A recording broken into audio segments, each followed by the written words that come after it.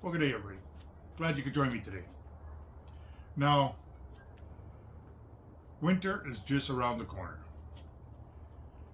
and I want to talk a little bit about clothing, layering.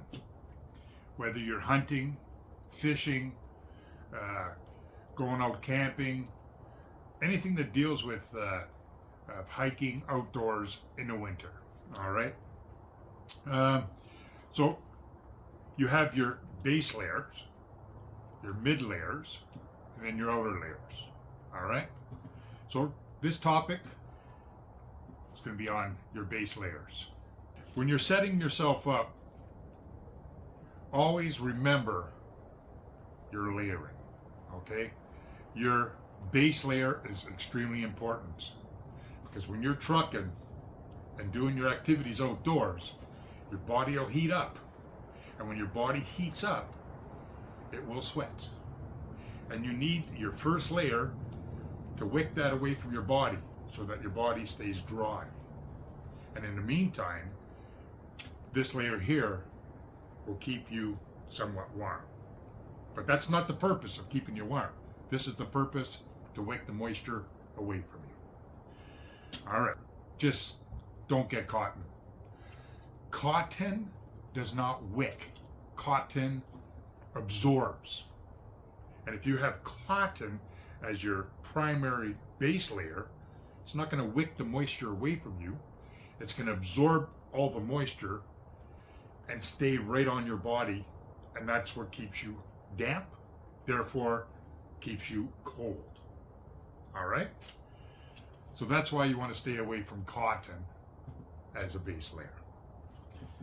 Now, when you're getting into your materials, from your nylons, your polyesters, your fleece, your merino wools, your wools, and stuff like that, when it gets damp, it's easy to dry.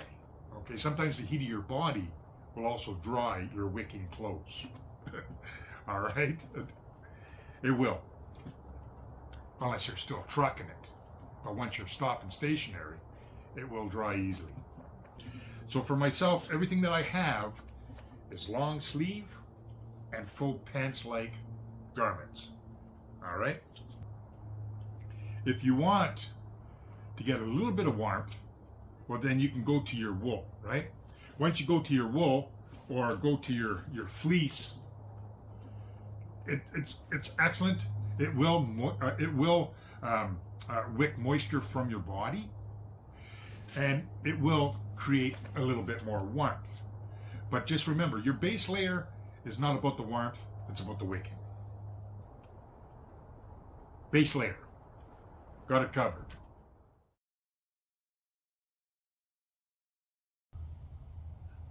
All right, so we completed your base layer. But I also want to mention about the base layer is that it comes into like three categories, right? You have your light, then you have your mid, and then you have your heavy. And that's your thickness of the material. The lightweight material will wick faster, also dry the quickest. And then when you go to your heavyweights, it'll wick a little slower, but it'll dry a little slower. All right, so we covered that. Now also material. Okay. Merino wool is not itchy. It's lightweight. When you wear merino wool, you don't build up a body odor. Most wools are like that, anyways. Where a lot of synthetics, when you're wearing synthetics, and you're doing a lot of sweating and stuff like this, you will build up a smell, an odor, and it will stay with you. Whereas wool, you could probably go 3-4 days sweating in the same garment and you won't have any odor. And that's that's something you'll have to deal with. And myself, you know what? It's about the warmth and about the cost and stuff like this. I do have the wools, the merino wools. I do have the synthetics. I blend them together, and that's what I do. So anyways, now we're going to talk a little bit more on the mid layer. Now the mid layer is what goes next to against your first layer, your base layer. It's same type of materials again. You know, everything's going to be the same type of materials. Your wool and your polyesters and, you know, synthetic materials and stuff like this, right? And your fleece, right? But it's very important that your mid layer still wicks and still dries.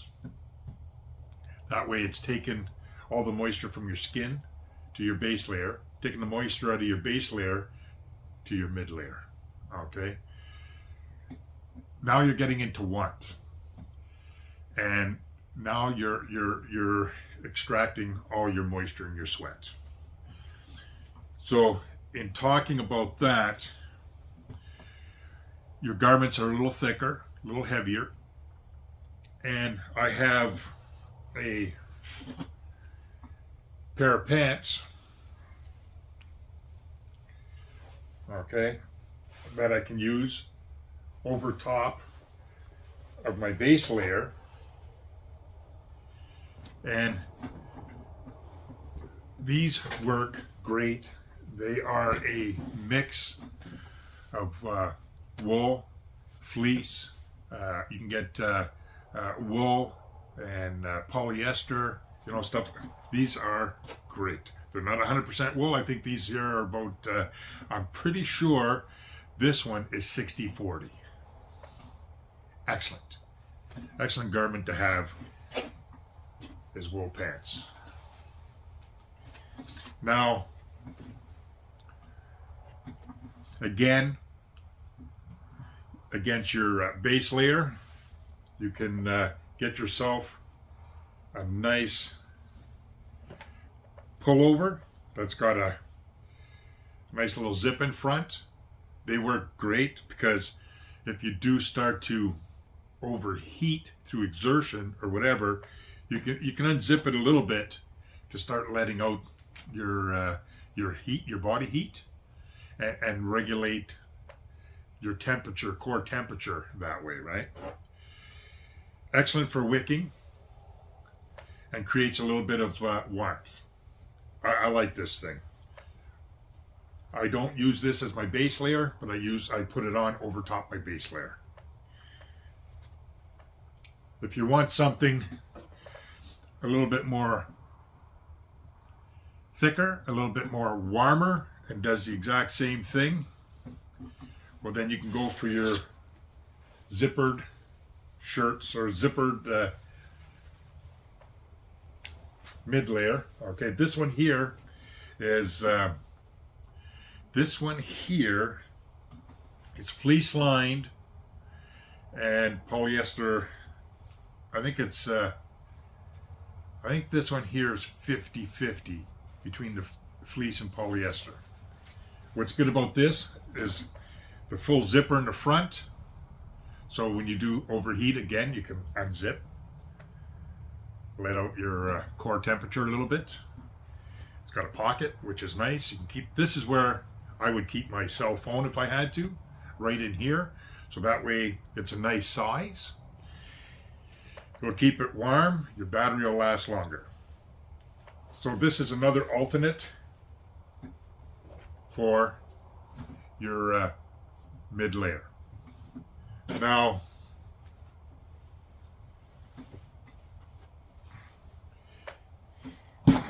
if you don't want to go with these garments because you think, you know, that's just a little too thick, that's fine, right? That's fine, because now you can go with your polar fleece, And you got your tops, and then you got your bottoms, your polar fleece. These are warm, very warm. Now you can put these over top of your base layer, and I'm telling you, you're good to go. You're very much good to go. The fleece does wick. It does dry. It just takes a little longer, just like the wool. The wool just takes a little longer to dry. So that's another alternative. I love that. It's it's comfy. You feel the heat, and you feel the wicking happening because your body itself it's dry, right? Okay. Now, another part for your mid layer. Now you're starting to get closer to your warmth.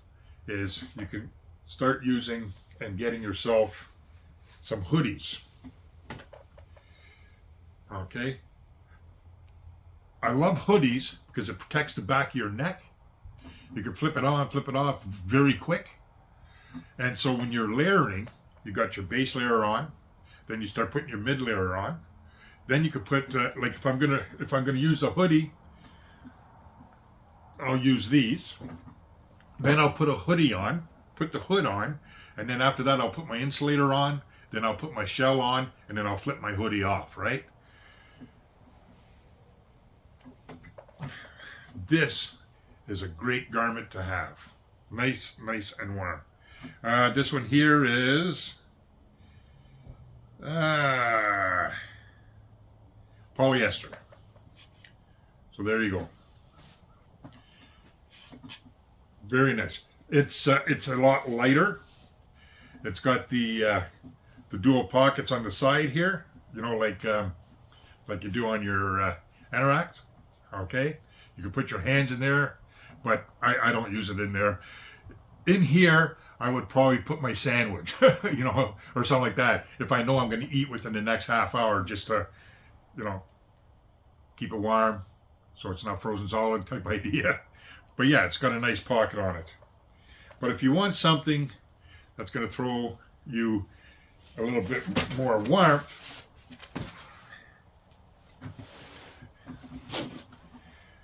then you go to something like I'm wearing right here. Okay, this is 100% polyester, zero cotton, which is great. Not too often you'll get these in 100% polyester. Sometimes you'll get them with a blend. You know, you'll get like 70% cotton and then polyester, or you're going to get your 50-50 with cotton and nylon. You know, stuff like this. And I try to stay away from cotton, but these are 100% polyester, which is a very, very, very nice jacket.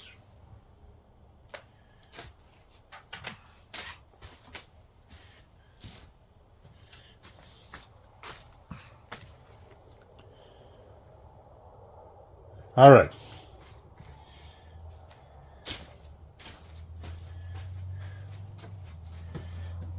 Now,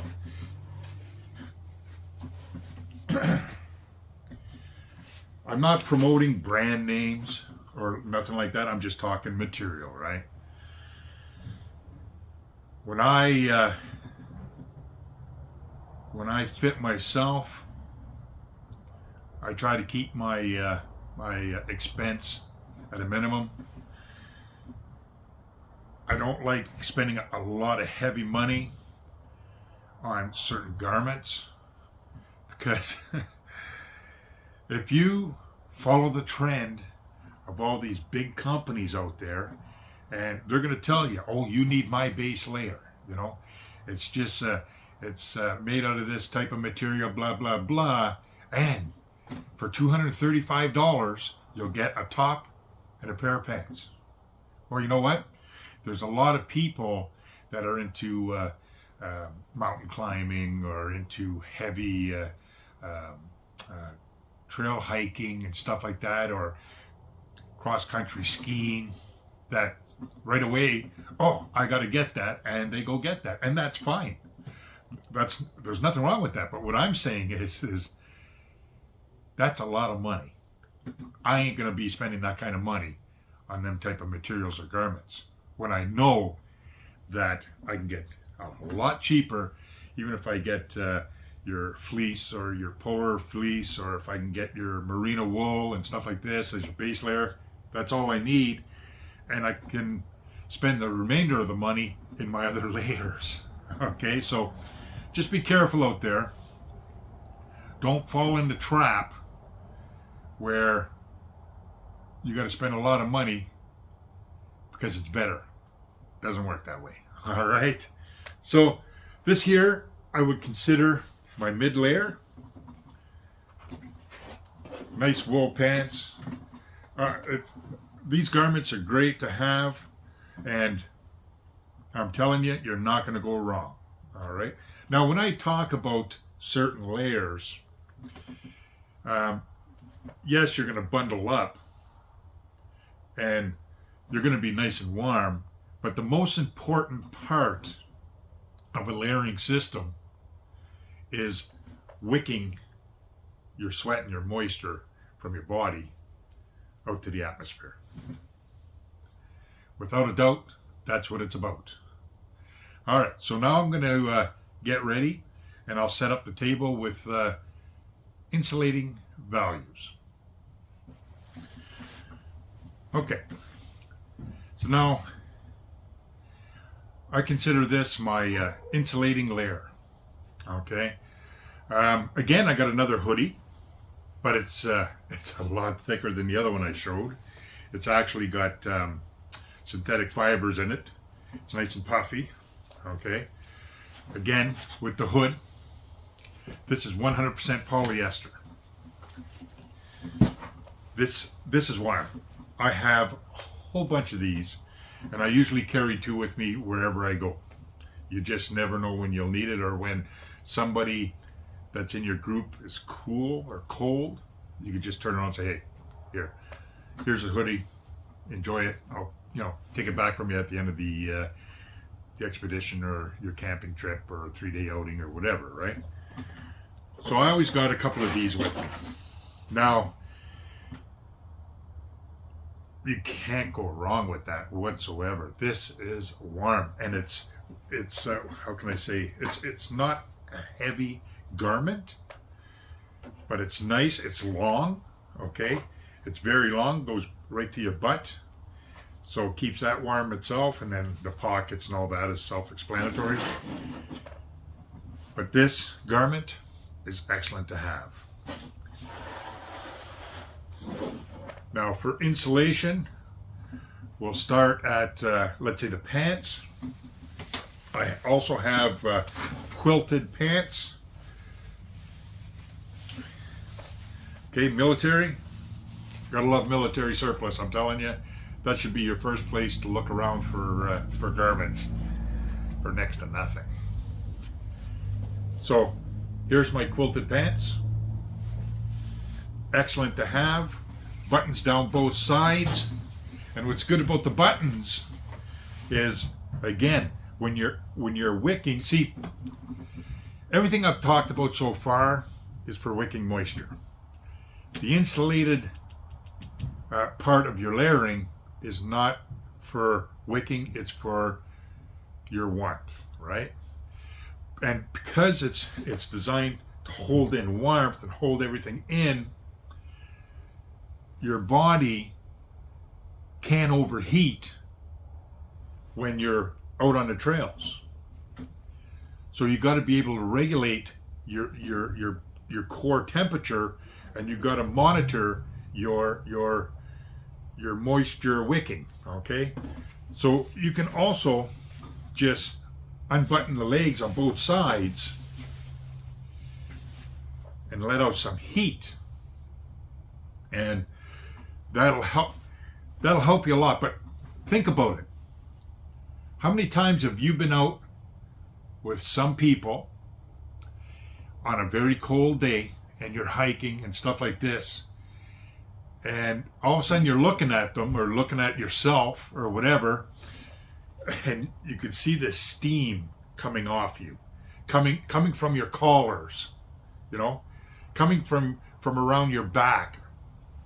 That is your moisture that is wicking into the air. Okay, that's what that is. So when you see a person or yourself doing that quite a bit, it's not a heat loss. You know what I mean? Kinda, but it's mostly your body and your materials in your layering doing their job, venting. It's venting the moisture, and because it's cold, you'll get that steamy look. All right. So remember that if you see somebody that's doing that, you know that his layering is done pretty good and his venting is perfect. So this will help in that with your buttons. All right. Now, so now you got your base layer, then you got your mid layer, and now you have your insulated layer. Okay. And the big wool pants that I showed you a while ago can also be here also. It can kind of float between the two categories, especially if you're using the polar fleece, and then on top of the polar fleece you can have the woolen one and then your outer layer, or you can have your woolen one and this and the outer layer, or whatever, right? So now for your core, your upper core, I have another quilted piece of garment, again military, buttoned. Okay, you notice how it vents. Okay, this is great for under your arms. You're building up a lot of heat in your system, and you can have proper ventilation. You need ventilation when you're into your insulating layers, and then you're into your outer layer, right? Your shell. You've got to be able to ventilate. Okay, and these here are perfect examples of a garment that ventilates. I use this all the time. I got this set here that's alone. I got 2 more pairs of pants in the house, and then I got a few more jackets that I'm going to show you that have these already buttoned inside. Okay. I don't mind zippers when you're properly layered, but I like buttons also because I find sometimes zippers get cold. But if you're layered pretty good, it's not so much. But I like buttons, okay? They don't freeze up. So that is this is one of my main insulating garments. All right. Now,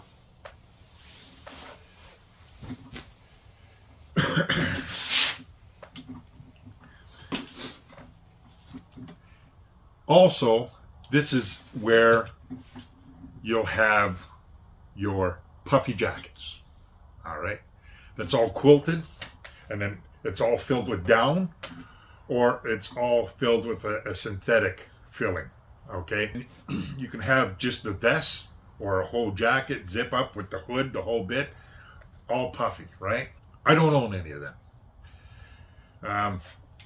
If you're going to go to, I guess if you go to Amazon and stuff like that, you can pick them up for like $50 a piece Canadian, which is not too bad, and they'll do its job. That's what they're going to do with a synthetic fill. If you're going to go with down, well, now you're going to be into the hundreds, 140, 150, and so on. And you could pay, like for a puffy jacket, and if you go to the big brand names, $300-400 Canadian dollars for that. You know what I mean? And it's just a little bit of nylon stuff with feathers, a little down. But hey, you know what? The jacket's probably only worth about 80, and you're paying 200 for the name. So anyways, that's just my opinion, by the way. So that's where them jackets come in nice as your insulating layer.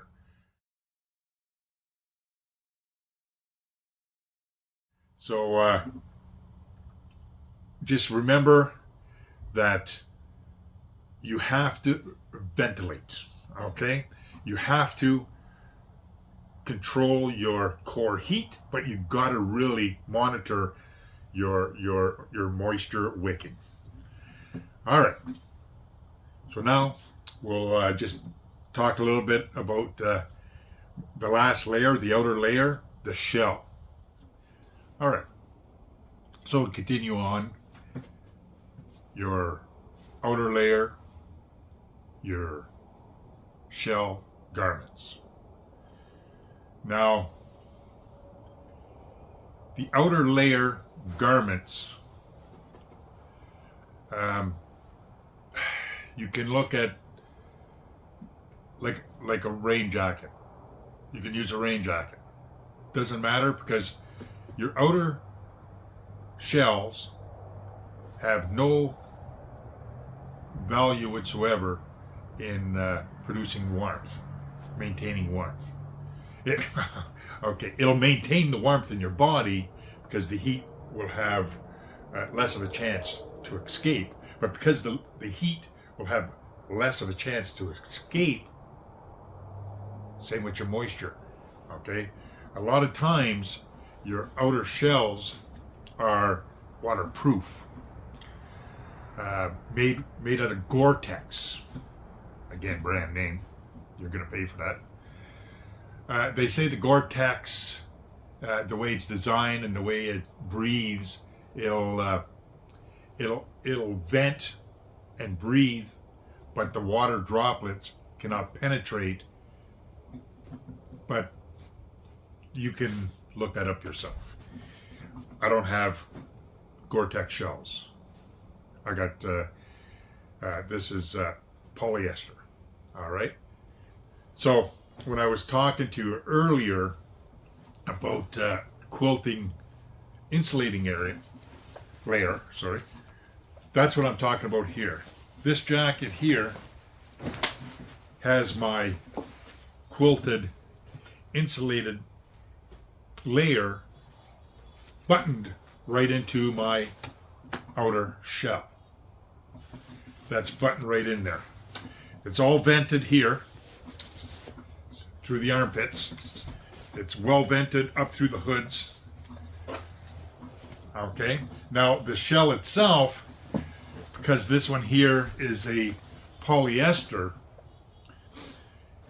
it does breathe. This one will breathe. This one will let out your moisture. This one will let out your heat, your body heats to an extent, right? But if it's wet snow, you can get wet, okay? But you won't get like soaking wet, but you can get wet. And that's why you got all the other layers to keep you warm. So in saying that, this here one, the green one here, is my go-to in the winter when I'm traveling in my truck and I'm going visiting, shopping, or going somewhere for Christmas or a holiday or anything like that. I find the green one is more dressier, so that's what I keep this one for. And it's warm. It is very, very warm. All right. Now this one here is exactly the same thing. Exactly to the T, the same thing. Venting, the whole 9 yards, made out of the same material, except this here has got a woodland camo effect. This one here is what I use when I'm out and about in the woodlands, on the trails. This is my go-to right here. Very nice jacket. But again,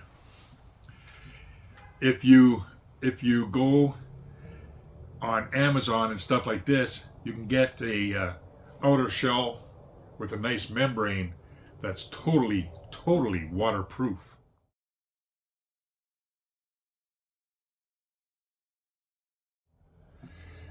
Windproof. the whole bit.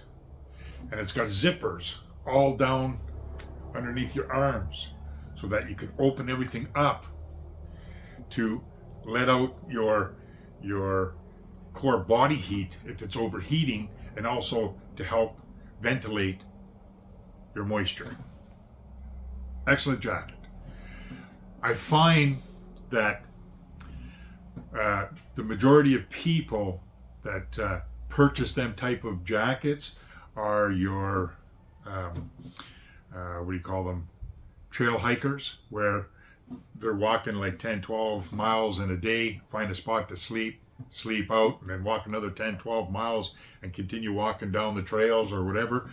Or somebody that's into downhill skiing or cross-country skiing and stuff like this, where they're going to go out for a vigorous few hours. Then I find that that's what they use. Myself, I don't use that, all right? But the main thing is ventilation, okay? So I also have, like I showed you the quilted pants, and I showed you the wool ones. Well, I also have a shell for that, for my pants.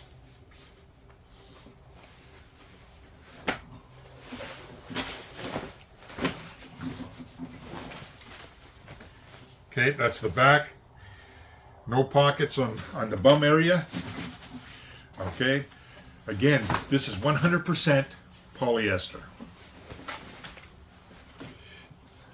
Nice big side pockets, reinforced here on the top of the leg for when you're kneeling down trying to get a fire going or whatever. It's all reinforced. Nice pockets, side entry pockets.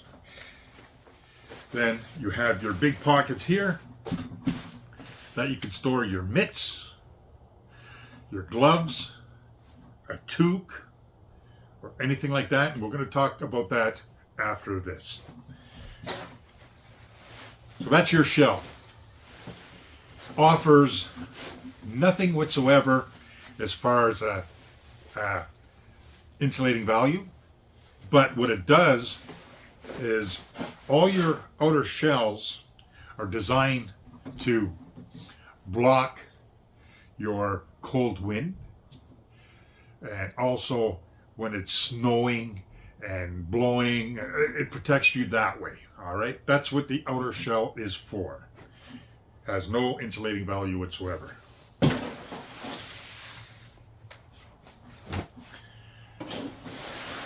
Okay, this is another garment.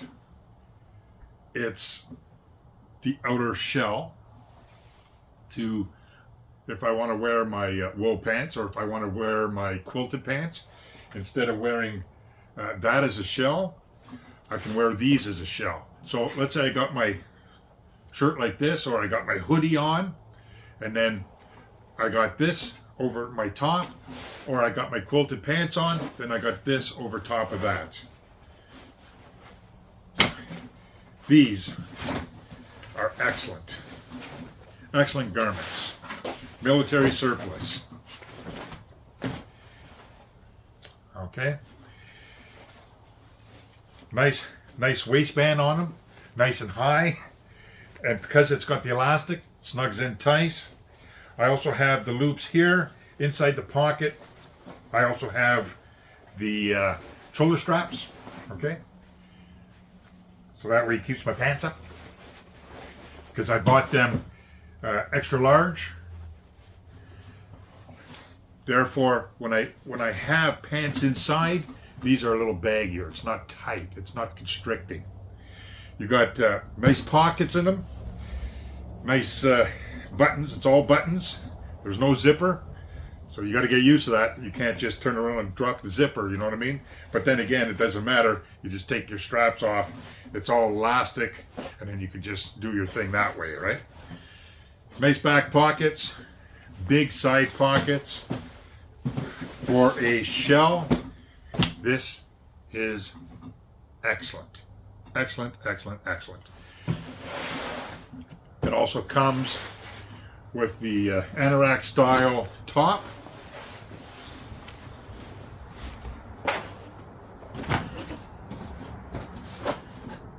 sleeve pockets, bib pockets, pockets down here, buttons. Again, no zippers, buttons. A hood, a peak, a drip peak. Drawstring, tighten her up. The hood's big enough that if you put toques and whatever and you're layering with your head and all that, this is good. If you tighten this up when you're turning your head, your hood won't stay here and your head turns inside the hood. You tighten her up so it goes uniform when you're looking around. Excellent garment. Again, zero value as an insulator, but excellent at blocking wind and your wet snow and stuff like this. These two garments are the only garments I have like this that is cotton. Okay, it's a cotton base.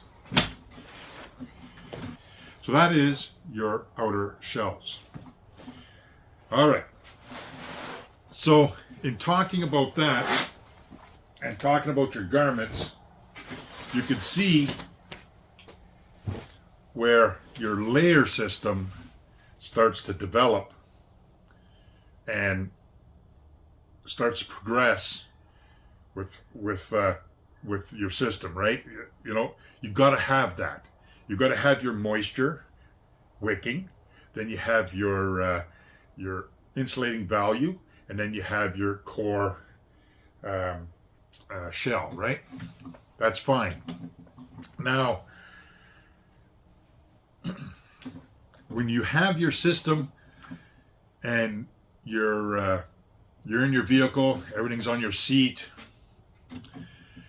you pull up to your trailhead or wherever you're going to enter the woodlands or whatever like this, your backpack's there, you pull everything out of your trunk or your back seat or whatever, and you set it up on the ground or your hood or your tailgate. Now you got everything spread out. You know that you got to walk, let's say, a couple of miles to get to your base camp or to wherever you're going. So you're not going to grab everything we just talked about, put it on, and look like these guys. That's not how you want to look when you're out and about in the woodlands. All right? So you got to start cold. Start, like, it doesn't matter. Let's say you're in minus 10 Celsius or 15 Celsius and you're sitting at 10 Fahrenheit or 20 Fahrenheit or whatever, and it's getting cold, minus 30, minus 25. It doesn't matter. You got to start your adventure cold, because when you're walking and you're picking up your pace and you're skiing or you're snowshoeing and you're trekking and you're carrying a pack, your body starts heating up and getting warmer. And then now that it's getting so warm, now you're starting to sweat. And your layering system is supposed to monitor and control your core heat and your moisture, right? So you don't want to put everything on at the start of your trekking. Okay, you could have everything with you, rolled up, tied to your pack on certain areas or whatever, a couple of pockets, roll up everything in there, keep it like a bedroll on the bottom or the top of your back. That's fine. So if you have your base layer on, and then you could have your mid layer, and then maybe just your jacket like this, okay? You'll be a little cool, right? Because you just got out of a warm truck. But by the time you're outside and you're getting all your gear ready, and then you're saying, okay, I got a 2-mile walk or this or that, so my jacket, some of my my insulating material garments, I don't need them right now. Then you can roll them up, put them in your pack, put your pack on, Make sure you're buttoned up. Make sure your hoodie's on. You got your hats and gloves. Now you start out on your trip. You're not going to be bogged down by the weight of your layers, and you're not going to be overheating quickly. But now you've been walking out and you've done a half a mile or whatever it takes, and you notice it's starting to get warm, starting to put on a little bit of sweat or whatever, right? Well, that's fine. You got to ventilate your heat. So you can start off by two different things: is take your gloves, your merino wool fingerless gloves or whatever you have, put it in your pocket, take your toque off, put that in the pocket, and maybe just keep your little fleece beanie on if you want. And you start opening up your core like this, right? You start opening everything up to let it breathe. And that's when you're going to get the steam effect. And that's your wicking. And that's everything going to the air, right? So now you're overheating, you're getting a little wet, you open everything up, you let everything out. Now that you let everything out, you're going to feel it. You're going to feel, I'm cooling down now. This is great, okay? You can feel yourself getting cool. Then you continue on with your trip. Then your insulated layer and your outer shell is when you're stationary, and the activity is now nothing. You're no longer skiing, you're no longer trekking through the bush, you're no longer doing any of that. You're at your base camp. Whew. Now it's set up camp, right? So now that you're there, then you can turn around and put a few layers back on. You could put your fleece jacket on, you could put on your puffy down jacket, and maybe a hard shell if you want. Then you warm up a bit, then you can take your hard shell and that back off, and then you can set up your camp. All right? Also, when you're talking about your insulating layer, your down jackets or your synthetic puffy jackets, you got your choice on both, right? You're going to pay a lot more for your down than you will for a lot of your synthetic filled core jackets. But just remember that when your down gets wet, it has almost none to zero insulating value whatsoever, whereas your synthetic, when it gets wet, it can still keep you warm.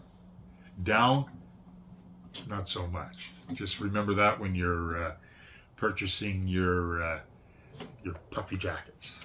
All right, so now we've never talked about your feet, your hands, or your head.